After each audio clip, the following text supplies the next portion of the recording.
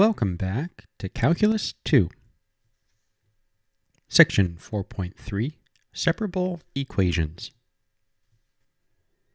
We'll go over a separable equation and look at an application. Let's get started. We'll begin with a definition of a separable equation. A separable differential equation is any equation that can be written in the form y prime equals f of x product g of y. We're going to make the assumption that the prime is a derivative with respect to independent variable x, and that y is a function of x, and that we have the derivative of y with respect to x on the left-hand side. Recall from a previous video on direction fields, the differential equation 10y prime equals the product of binomials y minus 1 and y minus 10. Note that this differential equation is separable. Why is that so? Well, on the right-hand side, we have a product of binomials which are each in y only. That there is no independent variable x appearing. On the left-hand side, we have the notation y prime, which we can substitute out with the notation dy dx. Making that substitution, we're then able to separate the variables. Algebraically, we can divide both sides by the product of the binomials. That'll result in no more y's on the right-hand side. And in a similar fashion, we can multiply both sides by dx over 10 to remove any x's from the left-hand side. Here's what we would get.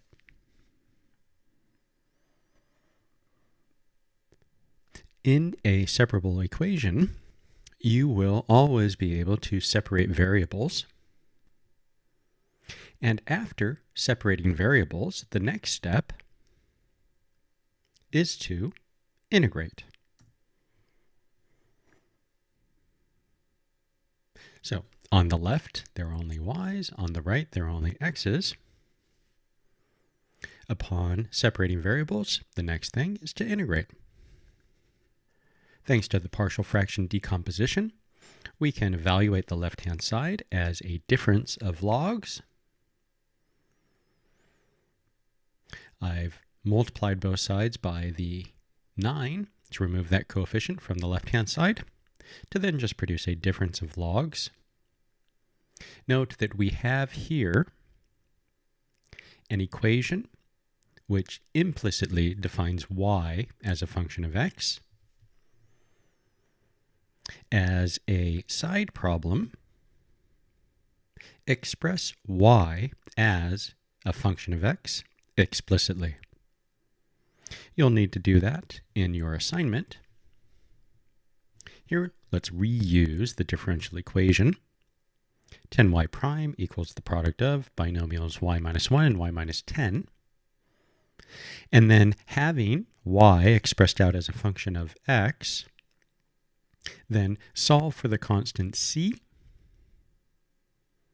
using an initial condition 0, 5, to then find the equation for this function. Very good. Here's another assignment. We have 4 different differential equations. You want to verify that each is a separable equation. Let's look at these. Y prime is k is a constant, times independent x. That's telling you that the prime is a derivative with respect to x. Look at the second differential equation. We have dependent variable u and independent variable t. Then on the right-hand side, we have e raised to the negative power u plus positive power t. Remember, on the right-hand side, you can use properties of exponentials. a raised to the b plus c is a to the b product a to the c. And again, that the t was the independent and the u is the dependent. Very good. The third differential equation should be familiar. This is exponential growth or decay model. And then the fourth differential equation is similar to the previous example that we just worked, where the rate of change of y, where y is a function of x, is given as the product of two binomials. But in this case, we have one binomial as a function of independent x, and the second binomial a function of the unknown y, dependent y. Yet this is still a separable equation. Good.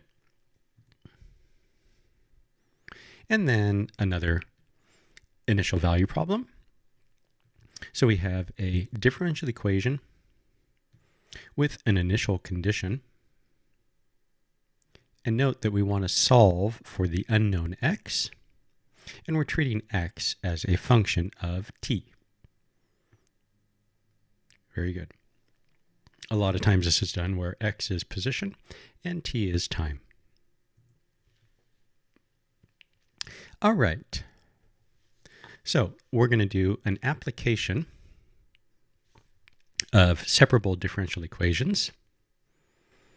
And it's a classic problem involving brine. Let's make sure that we're on the same page. What is a brine? Brine is water strongly impregnated with salt. So salty water. Okay. So this is a mixing problem. We're considering a tank which has an initial amount of salt that will accept a new solution. And so that the tank doesn't overflow, we'll also have an output. Our question then is, how does the amount of salt in the tank change with time?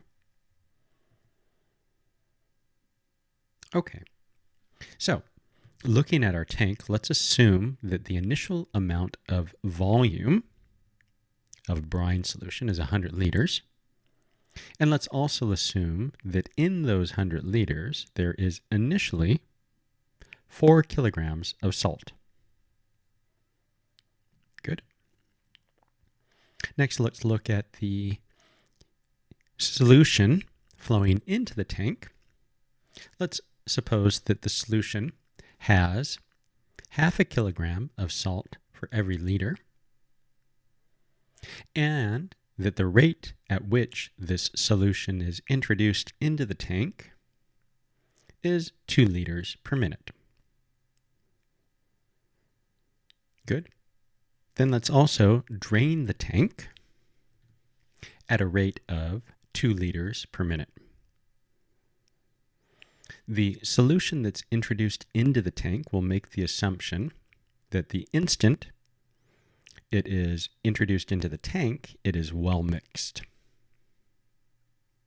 And the flow rate of the input solution matching the outflow rate is going to keep the amount present in the tank, the volume amount, constant at 100 liters.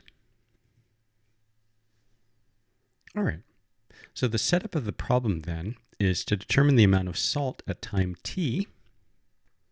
We can introduce notation for that, little a of t, the amount at time t. And we know, for instance, that at time t equals 0, that the amount of salt in the tank is 4 kilograms. Now, we want to employ separable differential equations to model the amount function. So again, we know that at time t equals 0, it's 4 kilograms. What about at a later time? We're going to set up a differential equation to model the rate of change of a of t. And in particular, there are two factors affecting the amount of salt in the tank, the input, and the output. In particular, A of t is affected by the inflow and the outflow. And by affected, we mean that the rate of change of A is the difference of the inflow rate and the outflow rate.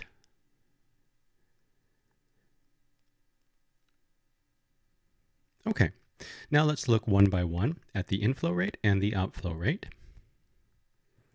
On the inflow rate, there are two things to consider: the concentration of the solution and the rate at which it is introduced.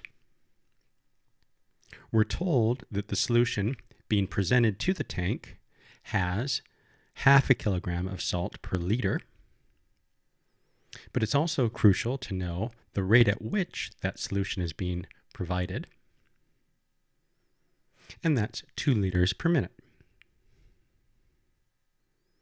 So we're going to take the product of the salt concentration times its flow rate to determine how much salt is changing per minute.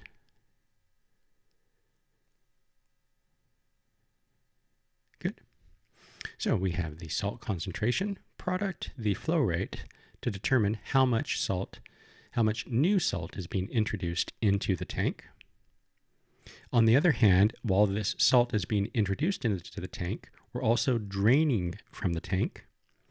And when we drain the brine solution, we remove some of the salt present in the tank. Well, let's look at that outflow rate. The rate is 2 liters per minute. That's the flow rate. But we need to multiply that flow rate by the salt concentration in the tank. For this, we need to do a little bit of thinking. We know that there are 100 liters present, 100 liters of brine. And in those 100 liters, to come up with the concentration, we should place in the numerator the total amount of salt present in the tank. And that's given by A of t, the function that we're trying to solve for. Very good. So we're going to take the product of salt concentration times the flow rate. And the salt concentration is A of t over 100. The flow rate is 2 liters per minute.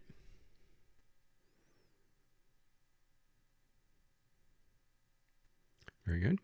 Do a little bit of cleaning up, some algebra, cancellations. Come up with the instantaneous rate of change of the amount of salt present in the tank is equal to the difference of 1 and 1 over 50 times A of t. And this has units kilograms per minute. And again, we are in the section of separable equations that on the left-hand side, we know we have a dependent A, an independent t, and that on the right-hand side, we have the binomial depending on the variable A. Thus, we're able to separate the variables. Now, we're going to combine the binomial.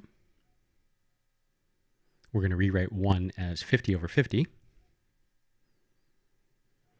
So we get 50 over 50 minus A, that's this binomial, now written as a rational expression. We've suppressed A depending on t. We've suppressed the t. And then separate the variables. Keep the a's on the left, move the t's over to the right. Add the integral on both sides. Right-hand side, elementary integral. Left-hand side, a quick u substitution. And note, well, that the minus is occurring on the a. So when we set u equal to 50 minus a, du is going to produce a negative dA. Good. Then we have an expression which implicitly defines a as a function of t. We can explicitly solve for a, exponentiate both sides, first multiply by negative, then exponentiate. E to the capital C is C tilde.